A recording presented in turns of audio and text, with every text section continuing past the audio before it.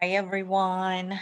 So, we are going to start our very kind of first macroeconomic chapters. I typically combine chapters 6 and 7. There are so many topics in chapter 6 that we're going to discuss in more detail in future chapters. So, I'm going to skip those for now. So for the upcoming tests, do not worry about them. If I didn't put anything here from chapter 6, it won't be asked. For instance, in chapter 6, we talk about unemployment, inflation rate. These are the topics that we're going to cover in more detail in chapter 9. So I'm going to skip those. And the focus basically here um, in these two chapters is on GDP, gross domestic product, which is the very first macro topic we have in our class. There are some other topics from chapter 6 that I put them also here for you. We'll kind of um, go over them kind of quickly. This is from chapter 7. I'm just skipping. I just wanted to show you. Oh gosh. Those topics that are in chapter 6. I'll go over them first and then I will go over GDP. Um, let's see. Okay, so this is from chapter 6. Okay, so one important topic we have in macroeconomics um, is about business cycle. And business cycle is nothing but basically a graph that shows the fluctuations that are happening in GDP, unemployment rate, or any economic basically variable over time. So let draw, where was my, me draw kind of imaginary GDP, sorry, business cycle. So let's say I have GDP here, and then I want to see what's happening to my GDP over time. So here I have year, okay, year. All right. So I have, let's say, I don't know, 2000. Oh, it's so hard to write. 2000, 2010, 2020. I have, of course, so many years in between, right? 2020. Okay. All right. So a simple graph will show me what's happening in our economy. And remember, for even a healthy economy, experiencing some sort of a downturn is absolutely normal. And remember that GDP, our income level as a country, unemployment rate, inflation rate, these are the economic variables that change constantly over time. Um, let's say in GDP, let's say in 2000, the GDP was pretty high. It's going down, let's say between 2000 to 2005, somewhere in between. And again, it's just going up, going down. There is a sharp increase. Let's say this is completely imaginary. I'm not looking at any data. Okay, I'm just showing you the changes over time. Okay, let's say we are in 2020 where we had COVID, so we had this decline in GDP. So it can be GDP over time, it can be unemployment rate over time. But remember that business cycle is kind of important for economies because they can see what's happening in the economy in a country over time, and they can basically learn from what's happening. To GDP, let's say mainly we use GDP, and later on we will see that if I want to be more precise, I should say real GDP to plan for the future. Okay. There are some important parts when it comes to business cycle, as you probably heard, and I just used the term recession. So whenever the business cycle, in the business cycle, we see this decline in GDP. Let's say I'm talking about this part of my GDP right here, okay? And let's say the GDP is going down and it stays actually low for at least 6 months. We call it recession, okay? And anytime that GDP actually is growing over time, like this part in red in the business cycle, then we're experiencing expansion. It means that our output is going up, unemployment rate is pretty low, we are producing more output, so our GDP is increasing. But in recession times, the economy is very slow, so the level of output is low. GDP typically decreases during recession time. Many people lose their jobs, so unemployment rate is pretty high.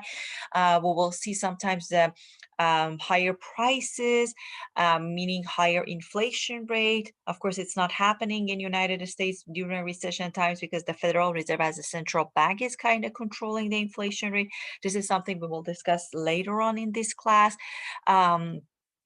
Um, what else? So the economy is very, very slow during recession time. So recession and expansion are two phases in the business cycle that are kind of working up the opposite of each other. Okay, and then we have two turning point, important turning point. Let me change my color.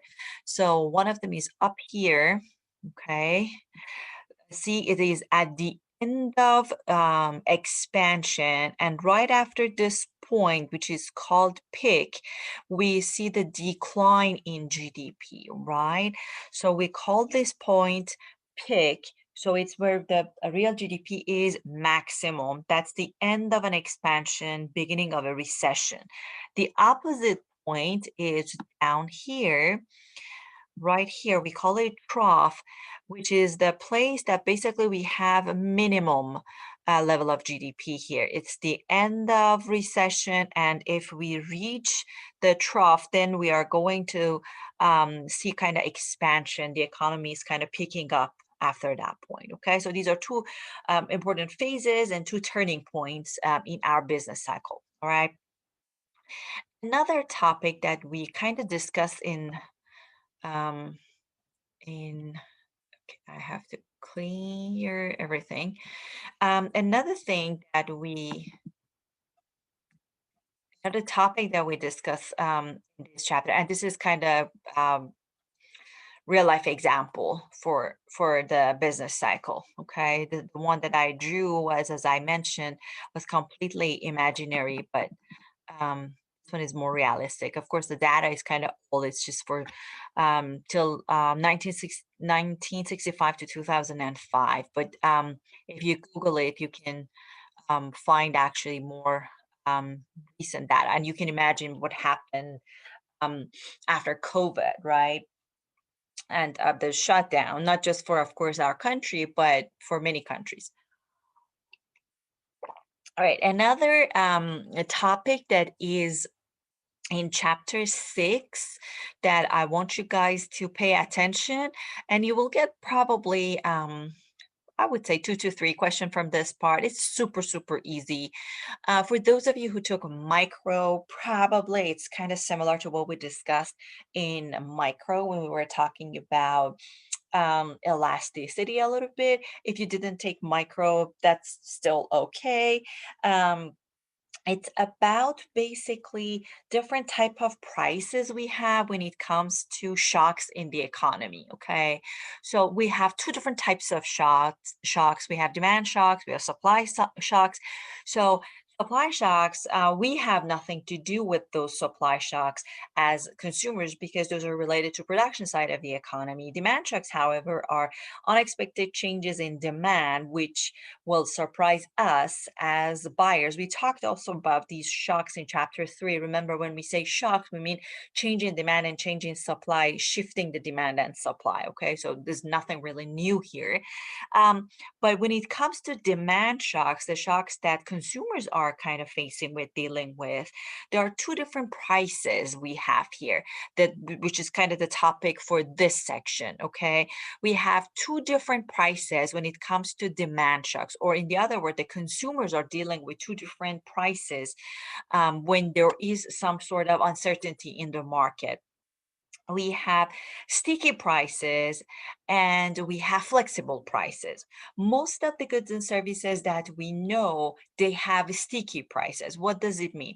The sticky prices are those prices that are not going to change easily, that are not flexible much. Okay. So something is happening in the market. Let's say demand is changing in the market, but the price for the product is not changing right away. Right? Because first of all, we're talking about short run, and whenever we say short run, oh, this is short run. Let me um this is short run. So we are talking about short run. And when we say short run in macroeconomics, we typically are talking about less than 6 months. Okay. Um, so the changes in the market are not going to stay forever. So when the demand is changing, increasing, or decreasing, shifting rightward or leftward, you do not see in real life. Okay, I know that in chapter 3, as soon as we shifted demand, let's say to the right, we found the new equilibrium, new price, new quantity, right? But that's not really what was happening in real life. It takes a while for the prices to kind of respond to the changes in demand. And the main reason that the prices don't want to change and are not flexible, and we call them sticky prices, is because of the producers. Okay, the producers, the sellers don't want to change the price right away when there is a change in demand side of the market. It just doesn't make sense for them. They don't want to confuse the buyers. You as a buyer don't want to see so many changes in the market. They don't want to start a price war with somebody else, but then with another seller in the market. So that's part of the strategy for the producer. So they do not want to change the prices right away. Okay. So demand is changing in the market, but demand is changing, but the price is fixed. Okay. So let's say the original demand is DM, the price is fixed, the price is sticky, is not flexible, and let's say now the demand for any reason is going up. We learned in chapter 3 that whenever the demand increases, we have a rightward shift. So we have a new demand, DH, or, and as you can see, before I show you the decrease in demand, see, so demand is shifting to the right, but the price didn't change, right? But what's happening? The quantity was 900. Let's say this is the data for a car company. So when the price is fixed at $37,000, and there's no change in the market, this company can sell 900 cars per week. But now the demand is higher, the product, the car is more popular, so demand is going up. But since it's short run, the producers don't want to change the price much to scare their buyers, to scare their demanders, because they are guessing that things will change and turn around in the market because it's short run. Okay, so price is fixed, but look at the quantity. The quantity went up because something is should change, right?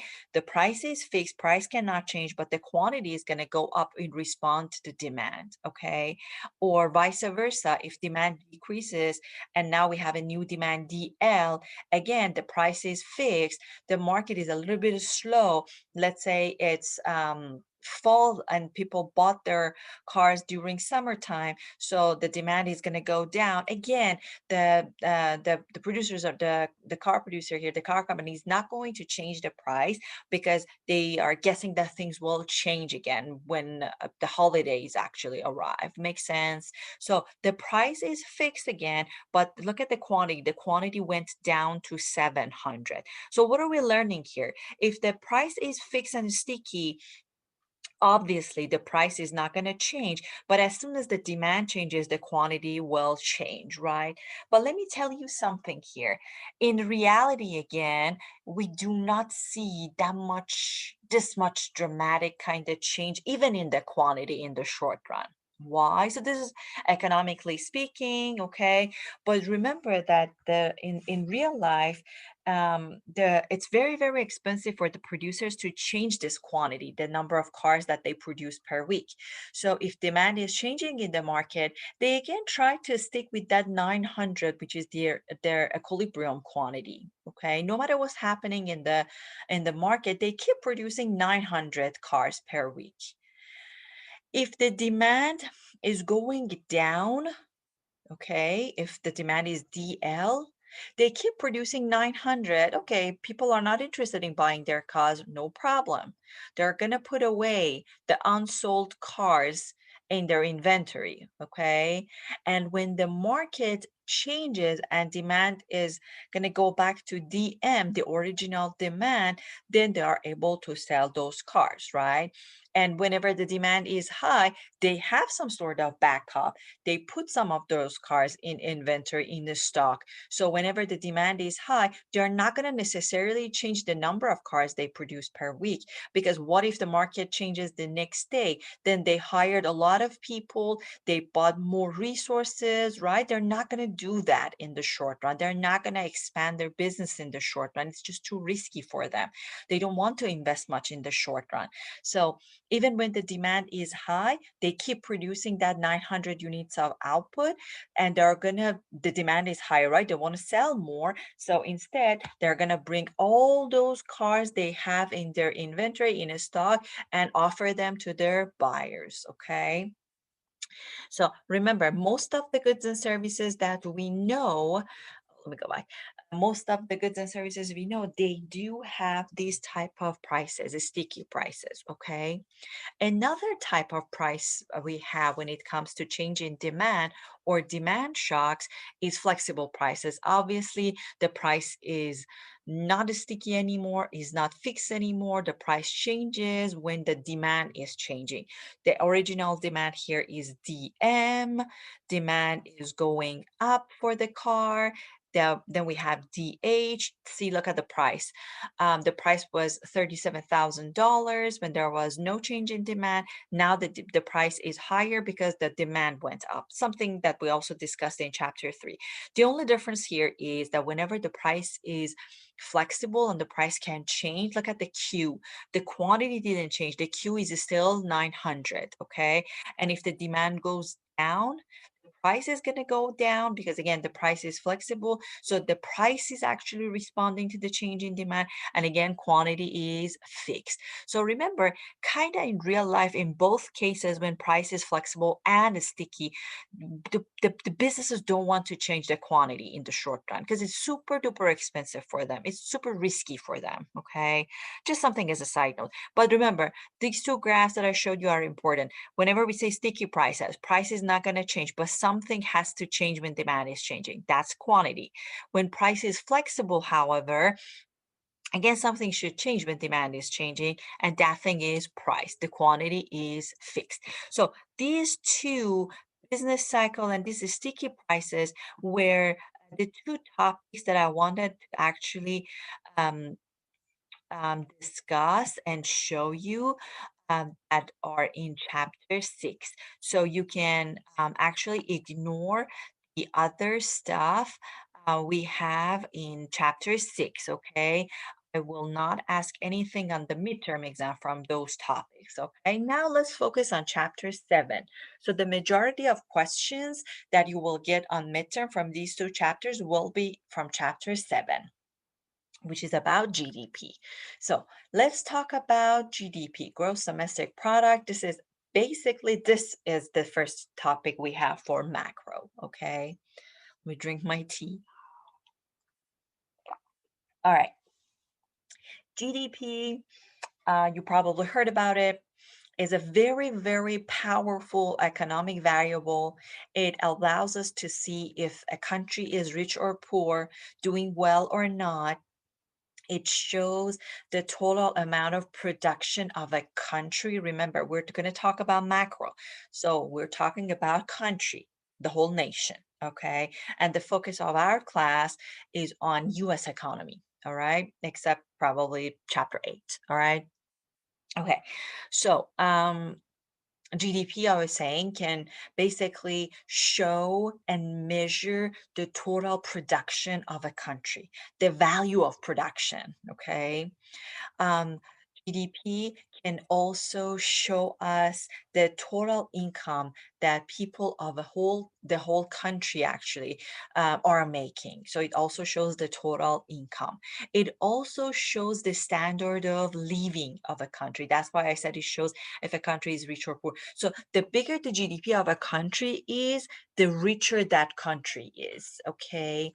And Bureau of Economic Analysis is the organization who is in charge of tracking down GDP, calculating GDP, reporting the data for GDP. So that's a huge, huge organization we have in United States. So remember this name, Bureau of Economic Analysis, BEA. And this is exactly what I was talking. Just before I move on to the next slide, let me show you how we calculate the total production.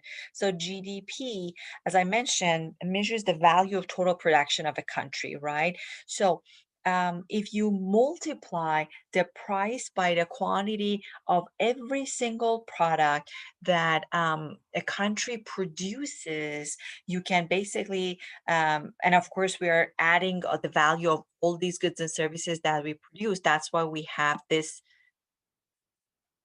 sign over here, the sigma sign. It means sum or total. Total. So let's say we produce apples, apple, bananas, I don't know, education. So if you multiply the price of apple by the quantity of apple we produce, let's say in 2021, and then add it up with the price of orange and the quantity of oranges that we produce in 2021, plus the price and quantity of education that we offered in 2021. And of course, there's so many other goods and services that we produce. Then you can calculate the GDP for 2021. Makes sense? So, as I was saying, GDP is a very powerful economic variable. It measures many things at the same time, like all the stuff that you can see here, the income, how much people spend in 1 year, total spending or total expenditure of a country. So, that's why when we talk about measuring GDP numerically, we will talk about two different approaches, expenditure approach and income approach. And you will see that the expenditure approach is a little bit shorter and is more common compared to the income approach. Um, Income approach is a little bit longer. I would say you are going to take more steps when you're calculating GDP using the income approach. Result from both approaches, income and an expenditure, will be the same and will give you the exact same number for GDP. But I should correct, it will not be exactly the same, but we're going to cheat a little bit to make them the same numbers, okay? And income approach is not really as common as expenditure approach, you will see. And it will be a little bit longer, that method. I will go over it quickly and I will tell you what I want you to know in terms of the exam and homework, okay? All right. Before we learn how to calculate GDP numerically, let's define GDP. GDP, and then this definition is very important, is the market value of all the final goods and services that are produced within a country in a given time. So the market value here is very important. It means that we're going to use the prices of all the goods and services that we produce. We're going to look at the value of only those goods and services that are purchased by their buyers, final buyers. Let's say when you, because we also have another kind of good when it comes to final goods and services that are called intermediate goods. I have the definitions in the notes. So you can read it again, but let me just tell you the difference between final goods and intermediate goods. Let's say we're talking about cars, okay? When you buy a car as a consumer, as a buyer, that car is the final good, okay? There are so many parts that were basically used to make the car, like brakes, wheels, um, I don't know, window shields, um, and so many other parts, tires, okay? These are all intermediate goods. So we use the intermediate goods to build and make our final goods. When we calculate the GDP, we're not going to include the price of tire, brakes, and mirror we used to build that car. We are going to put the value of the car that we produced. Okay. If you put the value of all the intermediate goods that you also use, you are going to overestimate your GDP, which is absolutely wrong. Also, in calculating GDP, we don't care who produced the output, who produced these final goods and services. Was it a US company or was it a Chinese company? We don't care. As long as those goods and services are produced within our borders in the United States, the value of those goods and services are going to be part of our GDP. And also, we report and calculate GDP, the BEA, every year. So we have a yearly GDP and also they report quarterly GDP. But for our calculation in our class, it's always yearly. Okay. So that's about the definition. And I kind of broke down all the different parts of this definition. So in my notes. So take a look okay, take a look at them. I already explained them.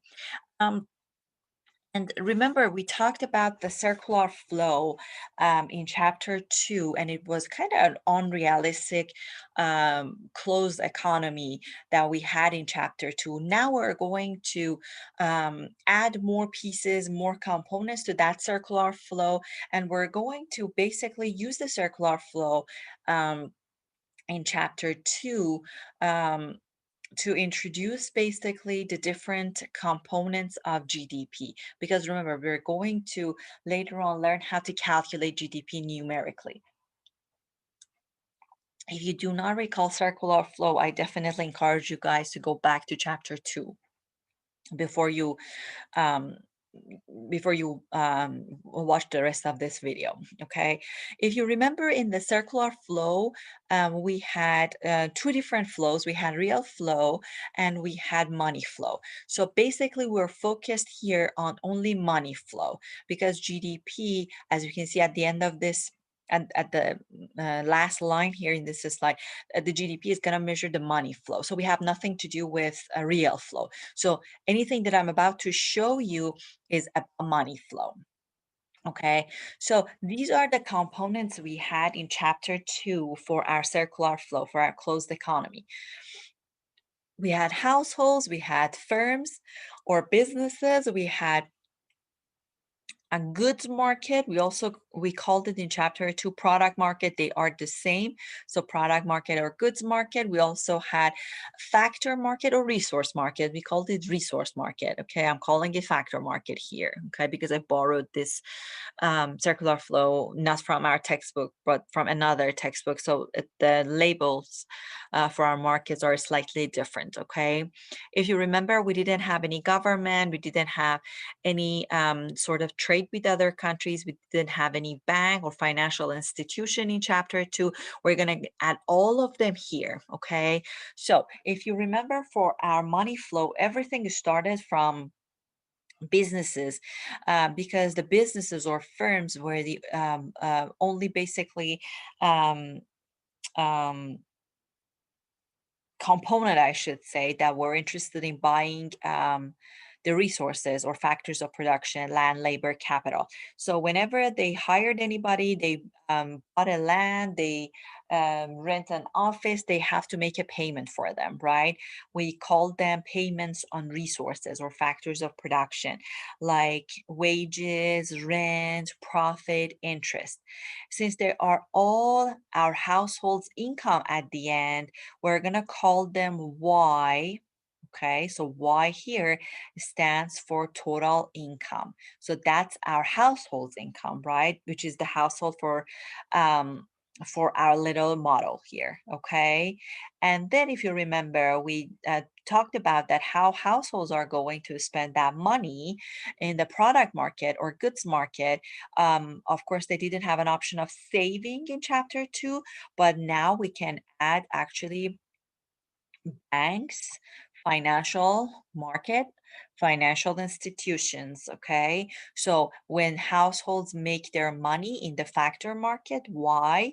They are going to spend some part of it on different goods and services they want in the good market or in the product market. So C stands for for consumer expenditure, okay, or consumption expenditures. So C is how much the households are going to spend, and then they can save some part of it, which is S. S stands for saving. They can save some part of it in a financial market, in a bank. They can buy stock, bonds, whatever they want. Okay.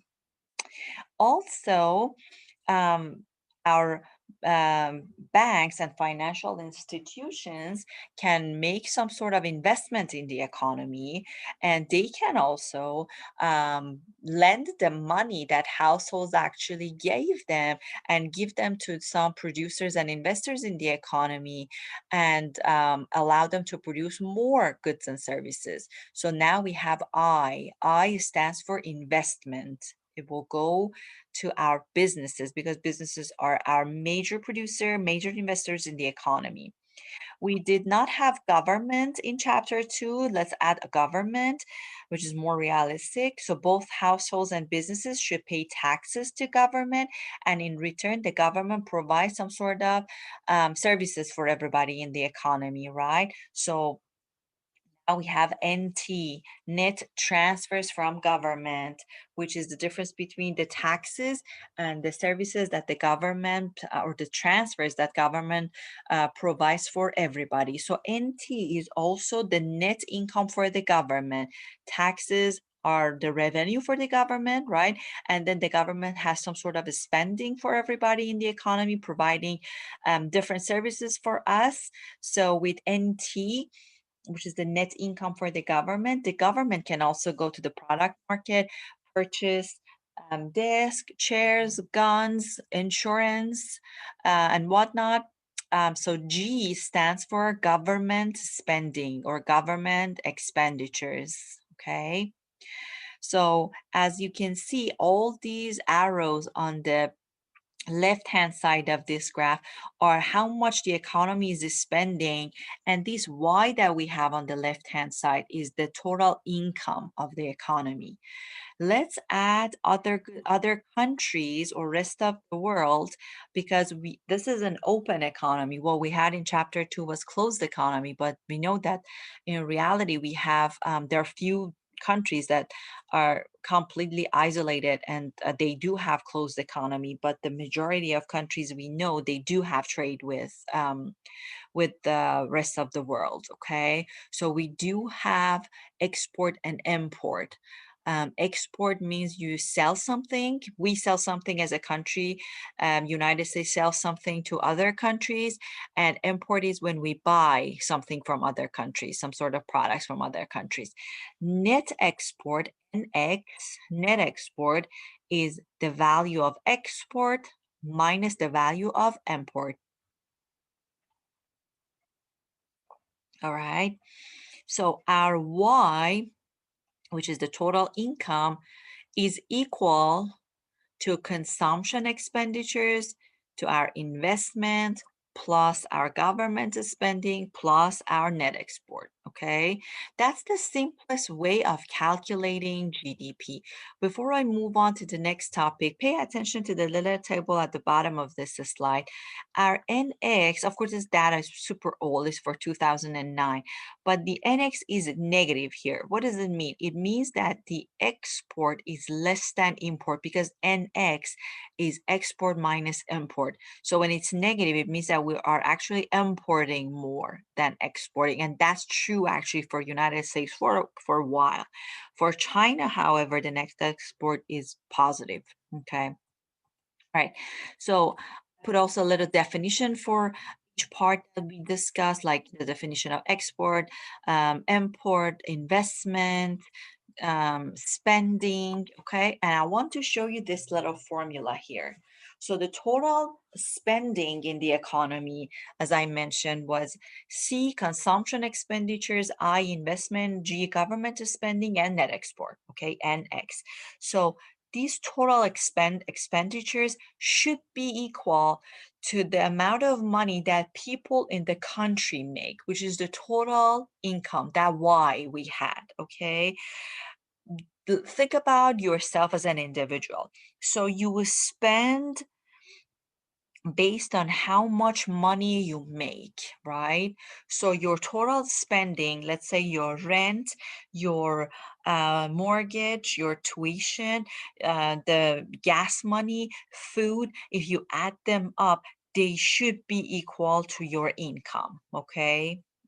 Ideally, of course. It's the same thing for a country, okay? Let me skip that. Um, okay. Um, the next one is income. I think I have one more slide. Let me write it down. I think I don't have it here. So this is our Y. I was hoping that the next slide tell us that this is Y that we had in our circular flow. Okay. So Y is the total income. Remember. So basically our total income should be equal to our C plus I plus G plus net export, okay? I just put dot, because you know what I mean. So this total is spending here should be equal to that Y, which was our total income, okay? Are they always equal? Obviously not.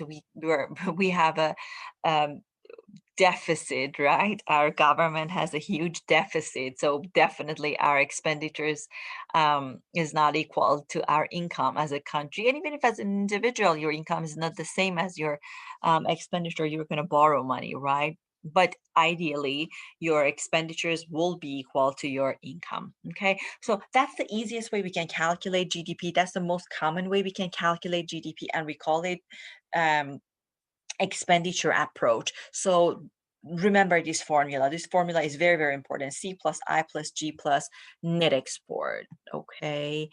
So when I ask you to calculate GDP using expenditure approach on the test, this is the formula. I will give you, of course, a bunch of different information to kind of confuse you, but make sure that you're just looking at these four components. And most of the time, you do not have the net export. You have to calculate the net export, which is export minus import. Okay. But definitely, I will give you the export and import. All right. Okay. So as I said, we can calculate earlier, as I said earlier, you can calculate GDP by adding up the expenditures as we did, or by using the income approach, because GDP measures both of them. The GDP measures the total expenditures and total income. And remember, that are exactly the same because, again, the amount of our spending as a country should be equal to the amount of money that we make. The expenditure approach is pretty straightforward. You just add the total expenditure by everybody in the economy, by individuals, which is C, by producers or investors, I, by government, which was G, by other countries, which was NX, net export, okay? Income approach is not as straightforward as the expenditure approach. So if you add the total income of everybody in the economy, you are not getting the GDP because of two important reasons that I will explain. But I will go over this income approach, but remember the part that I want you to pay attention is how we calculate the national income. That's one thing that you need to know, not just as a person who is taking macro, but as a US citizen, you need to know how we calculate the national income. All right. So our income basically is in two categories. Um, Wages, we also call it compensation of employees. And if you add it with interest, rent, and profit, which were also the payments on factors of production that we discussed in chapter 1, then you can get your total income. Okay, that's your total income. All right. Let me drink a little bit more. Or national income, which is not the same as GDP, as I mentioned. They are not the same. To make this national income, um, to make it equal to GDP, we have to take two steps, okay? By the way, this is what I was talking about, national income. This is the part that I want you to pay attention.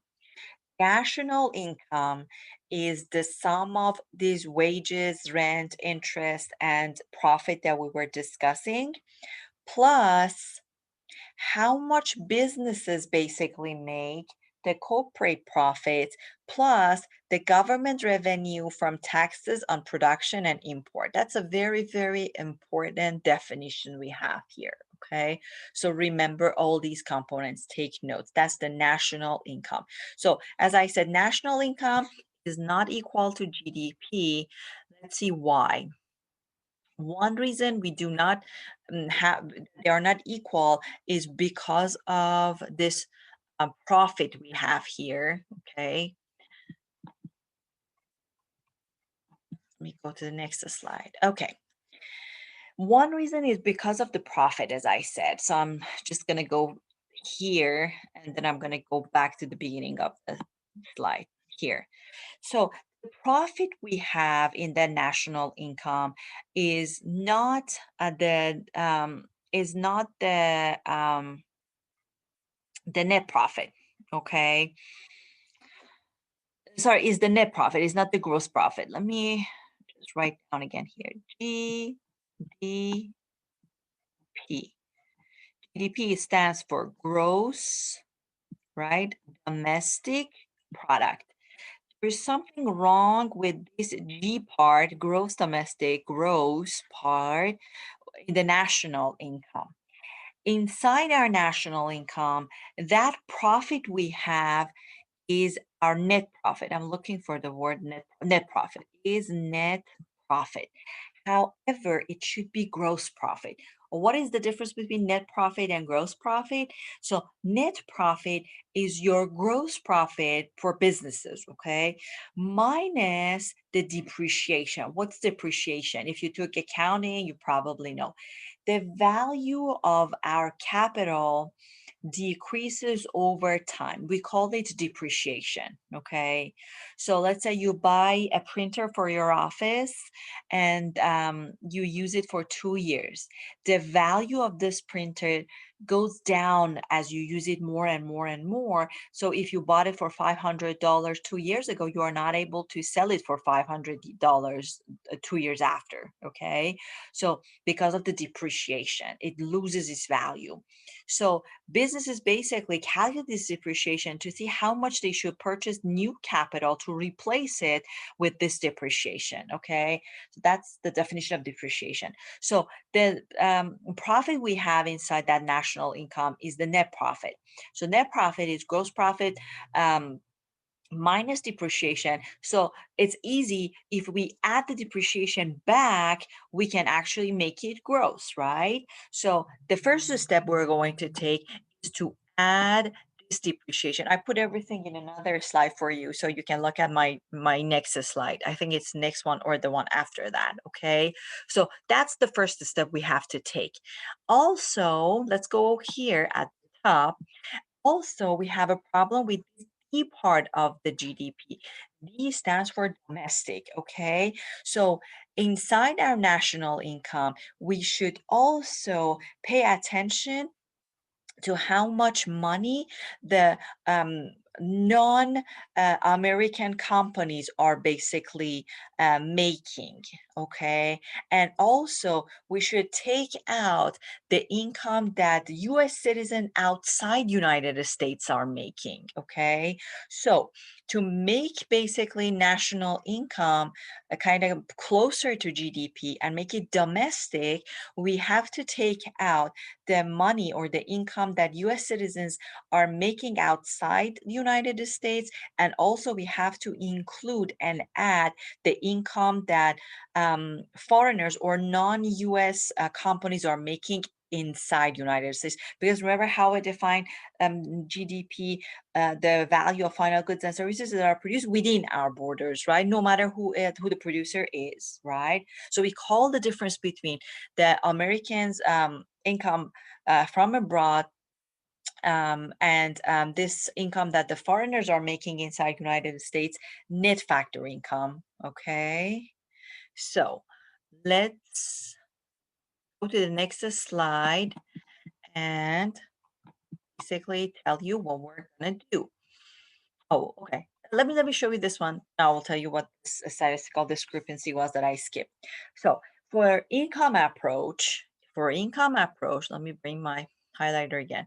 So for income approach, you are first going to add wages, rent, interest, profit, taxes on the government, basically revenue from taxes on production and import to calculate your national income. So that's the first step. So up to here is basically for these are the steps you should take to calculate national income. Now we know that the national income is not the same as GDP, so we are going to subtract that net factor income. It was the difference between the Americans' income from abroad and the income by foreigners in United States. Okay, and then we're going to add depreciation. Another name for depreciation consumption of fixed capital, but I like to stick with depreciation, but we're following your textbook. So then we're gonna add this depreciation, okay? If you subtract the foreign factor income, and if you add the consumption, the depreciation, then you have basically the GDP, okay? But most of the time, now let me talk about last part that we have here. Most of the time, and that's the cheating part that I was talking about at the beginning of this income and expenditure approach. Most of the time, the GDP from expenditure approach is greater than GDP from income approach. To make them equal and have the same result for GDP from both approaches, we like to cheat. We like to calculate the difference between GDP from expenditure approach, C plus I plus G plus net export, and the GDP from income approach, which is done right here at this point. Okay, we're done here. All right. If we calculate the difference between these two, we call that number statistical discrepancy. Okay. And as I said, since income approach, the GDP from income approach is smaller than the GDP from expenditure approach, we are going to add this a statistical discrepancy to the number we got here when we were done with our GDP from income approach to make the result from income approach and expenditure approach basically similar. That's the only reason we have this statistical discrepancy. Okay, that's a little cheating part that we have because we want to have consistent result for our GDP using both approaches. Okay. All right. So remember the steps that we took to make the national income equal to GDP. All right. The question is telling you that the statistical discrepancy is zero, you're good to go, you're done when you add the depreciation and you subtract the net factor income, okay? All right. Now, let's talk about the factors that are not included into your GDP. You can read it, of course, but I will just gonna show it quickly. We do not put the value of underground economy, illegal stuff, drugs, and drugs. What other example? I cannot think about anything else. Um, um, value of drugs, any illegal activities basically are not included in our GDP. Okay. The things that households make, the babysitting at home, homeschooling, they are not part of GDP. Because they do not have, or if you, I don't know, grow your own vegetable in your backyard, it is not part of GDP because it doesn't come to the market, so it's not part of GDP. The if you change the quality of products, it's not going to be in part of GDP. It will show in the prices, but it will not. But in terms of like, we cannot measure basically the quality, so it's not part of the GDP. if it makes sense. As I mentioned, we do not put the value of intermediate goods. And also, let me talk about used products. So, when you are calculating the, let's say, real GDP, the GDP in 2021, and the only thing that we're going to include in our calculation is the value of goods and services that we produced in 2021. So, if you purchased a car that was built in 2019, it is not going to be part of the GDP of 2021 because you just purchased it, but it was produced in 2019. So it was part of the GDP of 2019. So it's not going to be included in the GDP of 2021. Otherwise, you are going to overestimate your GDP. So there are some stuff that are not included in GDP. Just pay attention to them. Um, Let me talk about real GDP and nominal GDP. Of course, I recorded a separate video that I want you guys to watch, where I show you how to calculate real GDP and nominal GDP. But remember that we use basically real GDP to show the standard of living, because there is a difference between that GDP that we discussed so far and this real GDP. When we talk about real GDP, basically we want to control the inflation and the changes in the prices from one year to another. Because if the price of the product changes, because remember, the GDP measures the standard of living, right? So if we see that there is an increase in GDP from one year to another, it could be because of the change in price, it could be because of inflation. If that is the fact, then it means that the standard of living actually went down over time. People are poorer. To purchase the same amount of goods and services, they have to spend more. Their purchasing power actually went down over time, right? So to kind of control the changes in the price and inflation and take it kind of out of our discussion, and just to focus on how much production and how much goods and services our country produce, we're going to look at the real GDP. So when we calculate real GDP, we're going to use the fixed prices. There's just one year that is called base year that we basically choose as our source, and we call it base year. Right now it's 2015. And then we're going to use the prices of all the goods and services that were produced in that year when we calculate, let's say, our real GDP for 2021, because we just want to see how much our output grew over time, or how much the production went down over time. We are keeping the prices fixed and inflation fixed, basically. So we're going to use the prices in the base year, okay? But when we calculate nominal GDP, we're allowing the price to change. So when we are calculating also nominal GDP, as you will see in the other video, you will see that both the price and quantity, the amount of goods and services that we produce, are both changing. Okay. So that's why real GDP is not really, sorry, nominal GDP is not really a good variable to measure standard of living. So when it comes to standard of living, we use real GDP because we do not have inflation. Okay. Um, all right. So I talked about this example in my video, so definitely watch it. Another important thing that you can read, the video is already very long, so I'm gonna just end it here. Is the GNP. There's a difference between GDP and GNP. GDP is the gross domestic product. GNP is the gross national product. In GDP, we don't care about the producers. So as long as the output are produced within our border, they are part of our GDP. But gross national product is the market value of all the goods and services that are produced anywhere, any country, but using our resources, US resources. Okay. So that's why GNP is bigger than GDP. Okay. And this is the formula we have here.